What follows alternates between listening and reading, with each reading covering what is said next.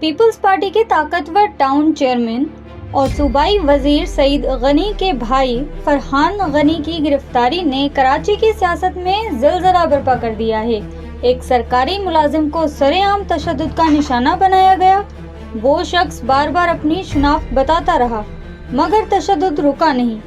سوال یہ ہے، کیا یہ سب فرحان غنی کے اشارے پر ہوا یا اس کے پیچھے کوئی اور کھیل تھا؟ فی الحال فرحان غنی فیروز آباد تھانے میں قانون نافذ کرنے والے اداروں کی تحویل میں ہے اور اس کے حلقے کے کئی لوگ بھی ساتھ ہی گرفتار ہیں، لیکن رد عمل بتا رہا ہے کہ یہ معاملہ معمولی نہیں، کیونکہ ایک اہم شخصیت اسلام آباد سے کراچی پہنچنے والی ہے اور فیصلہ کرے گی کہ یہ جھگڑا کیسے حل ہوگا۔ اگر پیپلز پارٹی کا طاقتور ٹاؤن چیئرمین گرفتار ہوتا ہے تو یہ دوسروں کے لیے بھی ایک بڑا پیغام ہوگا، اسی لیے اس معاملے کو سلجھانے کی کوشش بڑے لیول پر ہوگی۔ فرحان غنی کو پیچھے ہٹنا پڑے گا کیونکہ لوگ لہو لہاں ہو چکے ہیں۔ اب پیپلز پارٹی کے لیے اصل چیلنج یہ ہے کہ اپنی رٹ دکھائے، ورنہ یہ ٹرینڈ بڑھتا جائے گا اور سب کچھ ہاتھ سے نکل سکتا ہے۔